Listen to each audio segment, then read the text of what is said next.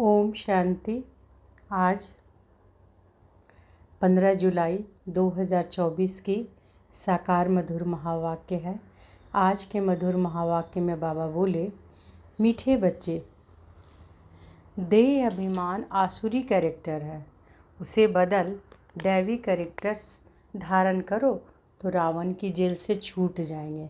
देह अभिमान आसुरी कैरेक्टर है, उसे बदल दैवी कैरेक्टर्स धारण करो तो रावण की जेल से छूट जाएंगे। प्रश्न है, हर एक आत्मा अपने पाप कर्मों की सज़ा कैसे भोगती है? उससे बचने का साधन क्या है? उत्तर है, ध्यान से सुनिए। हर एक अपने पापों की सज़ा एक तो गर्भ जेल में भोगते हैं, दूसरा रावण की जेल में अनेक प्रकार के दुख उठाते हैं। बाबा आया है तुम बच्चों को इन जेलों से छुड़ाने, इनसे बचने के लिए सिविलाइज्ड बनो। तो अभी बाबा कुछ दिनों से क्या बोल रहे हैं कि दुख यहाँ बहुत ज़्यादा है। बार बार बाबा बोलते हैं ना कि दुख बहुत ही ज़्यादा, ये रावण की जेल है। बाबा कह रहे हैं कि अपनी पापों की सज़ा, यहाँ हर एक आत्मा अपने पाप कर्मों की सज़ा कैसे भोगती है और उससे बचने की क्या साधन है। तो बाबा बताते हैं कि हर एक अपने पापों की सज़ा एक तो गर्भ जेल में भोगते हैं, दूसरा रावण की जेल में अनेक प्रकार के दुख उठाते हैं। बाबा आया है तुम बच्चों को इन जेलों से छुड़ाने, इनसे बचने के लिए सिविलाइज्ड बनो। ओम शांति। अभी सभी रावण की जेल में है ना, तो उससे छुड़ाने के लिए बाबा आए हैं। तो बाबा कहते हैं, ड्रामा के प्लान अनुसार बाप बैठ समझाते हैं, बाप ही आकर रावण की जेल से छुड़ाते हैं, क्योंकि सब क्रिमिनल पाप आत्माएं हैं। सारी दुनिया के मनुष्य मात्र क्रिमिनल होने के कारण रावण की जेल में है। फिर जब शरीर छोड़ते हैं तो भी गर्भ जेल में जाते हैं। बाप आकर दोनों जेल से छुड़ाते हैं। फिर तुम आधा कल्प रावण की जेल में नहीं और गर्भ जेल में भी नहीं जाएंगे। तुम जानते हो कि बाप धीरे धीरे पुरुषार्थ अनुसार हमें रावण की जेल से और गर्भ जेल से छुड़ाते रहते हैं। बाप बताते हैं कि तुम सब क्रिमिनल हो रावण राज्य में, फिर राम राज्य में सब सिविलाइज्ड होते हो। कोई भी भूत की प्रवेशता नहीं होती, देह का अहंकार आने से ही फिर और भूतों की प्रवेशता होती है। अब तुम बच्चों को पुरुषार्थ कर देही अभिमानी बनना है। जब ऐसे लक्ष्मी नारायण बन जाएंगे तभी देवता कहलाएंगे।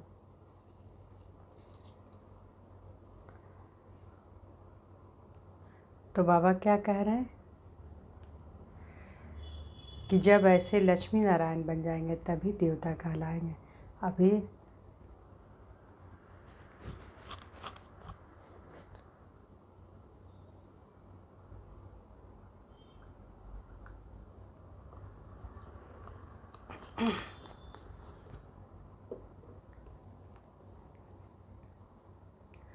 अभी तो तुम ब्राह्मण कहलाते हो। रावण की जेल से छुड़ाने के लिए बाप आकर पढ़ाते भी हैं और जो सबके कैरेक्टर्स बिगड़े हुए हैं वह सुधारते भी हैं। आधा कल्प से कैरेक्टर्स बिगड़ते बिगड़ते बहुत बिगड़ गए हैं। इस समय है तमो प्रधान कैरेक्टर्स। दैवी और आसुरी कैरेक्टर्स में बरोबर रात दिन का फ़र्क है। बाप समझाते हैं कि अब पुरुषार्थ कर अपना दैवी कैरेक्टर्स बनाना है, तभी आसुरी कैरेक्टर से छूटते जाएंगे। आसुरी कैरेक्टर्स में देह अभिमान है। नंबर 1, देही अभिमानी के कैरेक्टर्स कभी बिगड़ते नहीं हैं। तो बाबा क्या बता रहे हैं कि पुरुषार्थ कर अपना कैसा करना है, दैवी कैरेक्टर्स बनाना है, तभी आसुरी कैरेक्टर्स छूटते जाएंगे। आसुरी कैरेक्टर्स क्या है कि देह अभिमान, कि मैं ये हूँ, मैं वो हूँ, ये है नंबर 1। देही अभिमानी के कैरेक्टर्स कभी बिगड़ते नहीं। देही अभिमानी के कैरेक्टर्स कि मैं आत्मा हूँ, मैं इस देह को चलाने वाली एक देही हूँ, एक शक्ति हूँ। तो ये देही अभिमानी के कैरेक्टर्स कभी बिगड़ते नहीं। सारा मदार कैरेक्टर्स पर है। देवताओं का कैरेक्टर कैसे बिगड़ता है? जब वे वाम मार्ग में जाते हैं अर्थात भिखारी बनते हैं, तब कैरेक्टर्स बिगड़ते हैं। जगन्नाथ के मंदिर में ऐसे चित्र दिखाए हैं वाम मार्ग के। यह तो बहुत वर्षों का पुराना मंदिर है। ड्रेस आदि देवताओं की ही है। दिखाते हैं कि देवता वाम मार्ग में कैसे जाते हैं। पहली क्रिमिनलिटी है ही है। काम चीता पर चढ़ते हैं, फिर रंग बदलते बदलते बिल्कुल काले हो जाते हैं। पहले पहले गोल्डन एज में है संपूर्ण गोरे, फिर 2 कला कम हो जाती है। त्रेता को स्वर्ग नहीं कहेंगे, वह है सेमी स्वर्ग।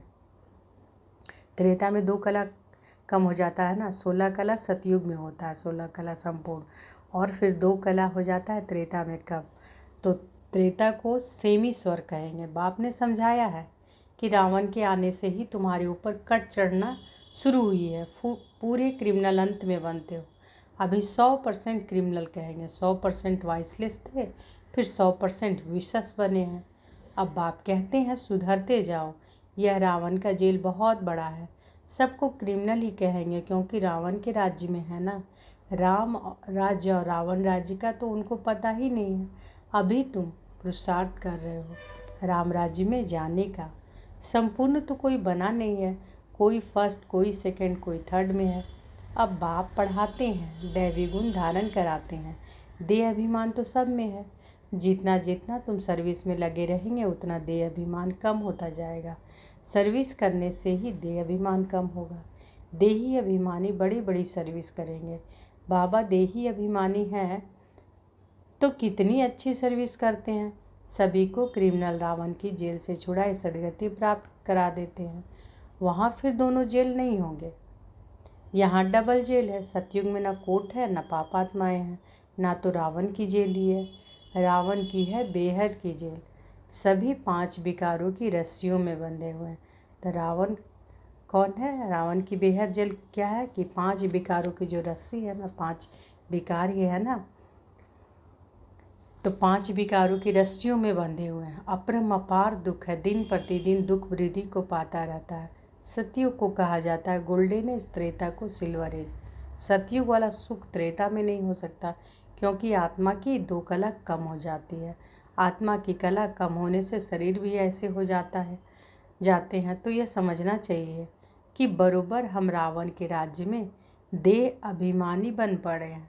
अब बाप आया है रावण की जेल से छुड़ाने के लिए। आधा कल्प का देह अभिमान निकालने में देरी तो लगती है, बहुत मेहनत करनी पड़ती है। जल्दी में जो शरीर छोड़ गए वह फिर भी बड़े होकर आए कुछ ज्ञान उठा सकते हैं। जितना देरी होती जाती है तो फिर पुरुषार्थ तो कर ना सके।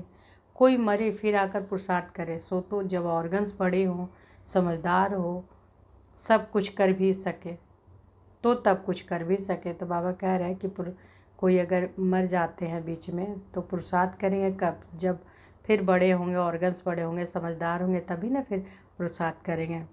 तो देरी से जाने वाले तो कुछ सीख नहीं सकेंगे, जितना सीखे उतना सीखे। इसलिए मरने से पहले पुरुषार्थ करना चाहिए जितना हो सके। इस तरफ आने की कोशिश ज़रूर करेंगे। इस हालत में बहुत आएंगे, झाड़ वृद्धि को पाएगा। समझानी तो बहुत समझ है। बॉम्बे में बाप का परिचय देने के लिए चांस बहुत अच्छा है। यह हम सबका बाप है, बाप से वर्षा तो ज़रूर स्वर्ग का ही चाहिए। कितना सहज है, दिल अंदर गदगद होना चाहिए। यह हमको पढ़ाने वाला है, यह हमारी एम ऑब्जेक्ट है।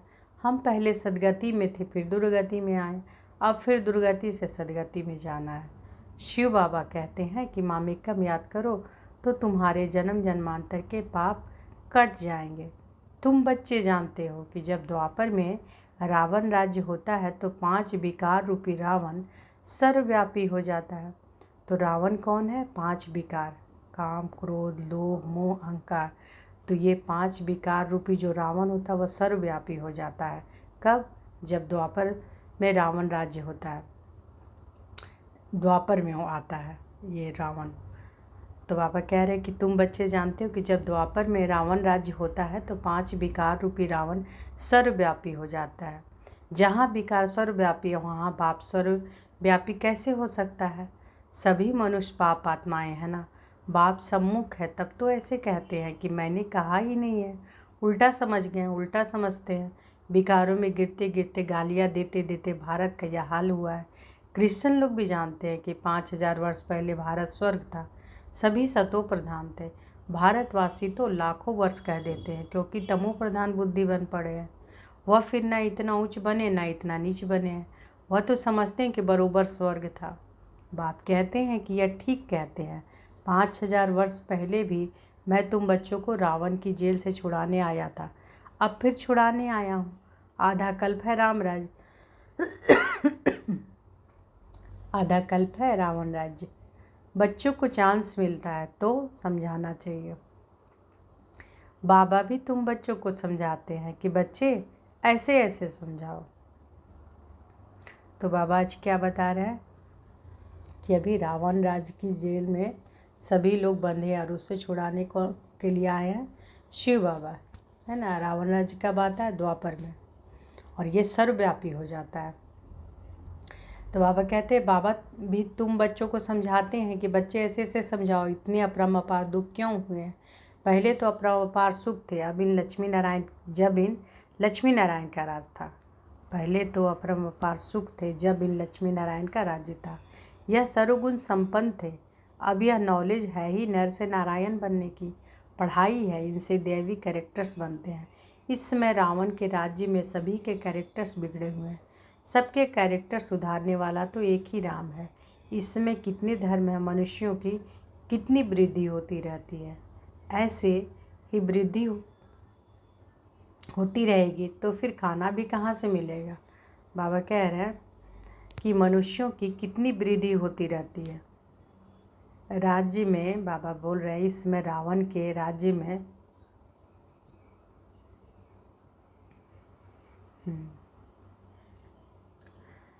पहले तो अपरम्पार सुख थे जब इन लक्ष्मी नारायण का राज्य था। यह सर्वगुण संपन्न थे। अब यह नॉलेज है ही नर से नारायण बनने की, पढ़ाई है, इनसे दैवी कैरेक्टर्स बनते हैं। इस समय रावण के राज्य में सभी के कैरेक्टर्स बिगड़े हुए हैं। सबके कैरेक्टर्स सुधारने वाला तो एक ही राम है। इस समय कितने धर्म हैं, मनुष्यों की कितनी वृद्धि होती रहती है। ऐसी ही वृद्धि होती रहेगी तो फिर खाना भी कहाँ से मिलेगा। सतयुग में तो ऐसी बातें होती ही नहीं, वहाँ दुख की कोई बात ही नहीं। यह कलयुग है दुखधाम, सब विकारी है। वह है सुखधाम, सभी संपूर्ण निर्विकारी है। घड़ी घड़ी उन्हों को यह बतलाना चाहिए तो कुछ समझ जाएं। बाप कहते हैं कि मैं पतित पावन हूँ, मुझे याद करने से तुम्हारे जन्म जन्मांतर के पाप कट जाएंगे। अब बाप कैसे कहेंगे, जरूर शरीर धारण कर बोलेंगे ना। तो बाबा कह रहे हैं अब ये सब बातें बाबा कैसे बोलेंगे, जरूर शरीर धारण करके बोलेंगे। पतित पावन सर्व का सदगति दाता एक बाप है। शरीर वह किसी रथ में आया है, जरूर वह किसी रथ में आया है। तो बाबा कह रहे हैं कि पतित पावन कौन है, सदगति दाता एक ही है, तो जरूर किसी के रथ में आए होंगे। बाप कहते हैं कि मैं इस रथ में आता हूँ जो अपने जन्मों को नहीं जानते हैं। बाप समझाते हैं कि यह 84 जन्मों का खेल है। जो पहले पहले आए होंगे वही आएंगे, उनमें भी बहुत जन्म होंगे फिर कम होते जाएंगे, उनके भी बहुत जन्म होंगे फिर कम होते जाएंगे। सबसे पहले देवताएं आए। बाबा बच्चों को भाषण करना सिखलाते हैं कि ऐसे ऐसे समझाना चाहिए। तो बाबा कह रहे हैं कि बाबा को भी समझाने के लिए रथ लेना पड़ता है। और किन के रथ में आते हैं? ब्रह्मा बाबा के, जो अपने जन्मों को भी नहीं जानते हैं। बाबा कह रहे हैं कि बाप समझाते हैं कि यह 84 जन्मों का खेल है। जो पहले पहले आए होंगे वही आएंगे, उनके ही बहुत जन्म होंगे फिर कम होते जाएंगे। सबसे पहले देवताएं आए। बाबा बच्चों को भाषण करना सिखलाते हैं कि ऐसे ऐसे समझाना चाहिए, अच्छी रीति याद में रहेंगे। देह अभिमान नहीं होगा तो भाषण अच्छा करेंगे। शिव बाबा देही अभिमानी है ना, कहते रहते हैं कि बच्चे देही अभिमानी भव, कोई विकार ना रहे, अंदर में कोई शैतानी न रहे। तुम्हें किसी को भी दुख नहीं देना है, किसी की निंदा नहीं करनी है। तुम बच्चों को कभी भी सुनी सुनाई बातों पर विश्वास नहीं करना चाहिए। बाप से पूछो कि यह ऐसे कहते हैं, क्या सत्य है? बाबा बता देंगे, नहीं तो बहुत है जो झूठी बातें बनाने में देरी नहीं करते। फलाने ने तुम्हारे लिए ऐसे ऐसे कहा, सुनाकर उनको ही खाक कर देंगे। बाबा जानते हैं कि ऐसे बहुत होता है, उल्टी सुल्टी बातें सुनाकर दिल को खराब कर देते हैं। इसलिए कभी भी झूठी बातें सुनकर अंदर में जलना नहीं चाहिए। पूछो, फलाने ने मेरे लिए ऐसे कहा है, अंदर सफाई होनी चाहिए। कई बच्चे सुनी सुनाई बातों पर भी आपस में दुश्मनी रख देते हैं। बाप मिला है तो बाप से पूछना चाहिए ना। ब्रह्मा बाबा पर भी बहुतों को विश्वास नहीं होता है, शिव बाबा को भी भूल जाते हैं। बाप तो आए हैं सबको ऊंच बनाने, प्यार से उठाते रहते हैं। ईश्वरीय मत लेनी चाहिए। निश्चय ही नहीं होगा तो पूछेंगे ही नहीं, तो रिस्पॉन्ड भी नहीं मिलेगा। बाप जो समझाते हैं उसको धारण करना चाहिए। तुम बच्चे श्रीमत पर विश्व में शांति स्थापन करने के निमित्त बने हो। एक बाप के सिवाय और कोई की मत ऊंचते ऊंच हो नहीं सकती। ऊंचते ऊंच मत है ही भगवान की, जिससे मर्तबे भी कितना ऊंचा मिलता है। बाप कहते हैं कि अपना कल्याण कर ऊंच पद पाओ, महारथी बनो। पढ़ेंगे ही नहीं तो क्या पद पाएंगे। यह है कल्प कल्पांतर की बात। सतयुग में दास दासियां भी नंबरवार होते हैं। बाप तो आए हैं ऊंच बनाने, परंतु पढ़ते ही नहीं तो क्या पद पाएंगे। प्रजा में भी तो ऊंच नीच होते हैं ना। यह बुद्धि में समझना है। मनुष्यों को पता नहीं पड़ता कि हम कहाँ जाते हैं, ऊपर जाते हैं या नीचे उतरते जाते हैं। बाप आकर तुम बच्चों को समझाते हैं कि कहाँ तुम गोल्डन सिल्वर एज में थे, कहाँ आयरन एज में आए हो। इस समय तो मनुष्य को खा लेते हैं। अब यह सभी बातें जब समझे तब कहें कि ज्ञान किसको कहा जाता है। कई बच्चे एक कान से सुनकर दूसरे से निकाल देते हैं। अच्छे अच्छे सेंटर्स के अच्छे अच्छे बच्चों की क्रिमिनल आई रहती है। फ़ायदा नुकसान इज्जत की परवाह थोड़े ही रखते हैं। मूल बात है ही पवित्रता की। इस पर ही कितने झगड़े होते हैं। बाप कहते हैं कि यह काम महाशत्रु है, इन पर जीत बनो। तभी जगत जीत बनेंगे। देवताएं संपूर्ण निर्विकारी है ना, आगे चल समझ ही जाएंगे, स्थापना हो ही जाएगी। अच्छा, अब बाबा का याद प्यार लीजिए। मीठे मीठे सिकी लधे बच्चों प्रति माता पिता बाप दादा का याद प्यार और गुड मॉर्निंग। रूहानी बाप की रूहानी बच्चों को नमस्ते। हम सब रूहानी बच्चों की रूहानी माता पिता बाप दादा को याद प्यार, गुड मॉर्निंग और नमस्ते नमस्ते नमस्ते। शुक्रिया बाबा, शुक्रिया। धारणा के लिए मुख्य सार। धारणा करने के लिए आज बाबा बोले हैं, पहला सारे मुरली से क्या धारणा करना है कि कभी भी सुनी सुनाई बातों पर विश्वास करके अपनी स्थिति खराब नहीं करनी है। अंदर में सफाई रखनी है। झूठी बातें सुनकर अंदर में जलना नहीं है। ईश्वरीय मत ले लेनी है। दूसरा, देही अभिमानी बनने का पूरा पुरुषार्थ करना है। किसी की भी निंदा नहीं करनी है। फ़ायदा नुकसान और इज्जत को ध्यान में रखते हुए क्रिमिनल जो आँख है ना, उसको ख़त्म करना है। बाप जो सुनाते हैं कि उसे एक कान से सुनकर दूसरे से निकालना नहीं है। बाबा जो सुनाते हैं उसे एक कान से सुनकर निकालना नहीं है ना। तो बाबा क्या कह रहे हैं कि देही अभिमानी बनने का पूरा पुरुषार्थ करना है। किसी की भी निंदा नहीं करनी है। फ़ायदा नुकसान और इज्जत को ध्यान में रखते हुए क्रिमिनल आई को ख़त्म करना है। बाप जो सुनाते हैं उसे एक कान से सुनकर दूसरे से निकालना नहीं है। बाबा आज वरदान दिए हैं तो अनुभव करें। बाबा का वरद हस्त हमारे सिर पर है और बाबा ने वरदान दिया, त्रिकालदर्शी की सीट पर सेट होकर हर कर्म करने वाले शक्तिशाली आत्मा भव।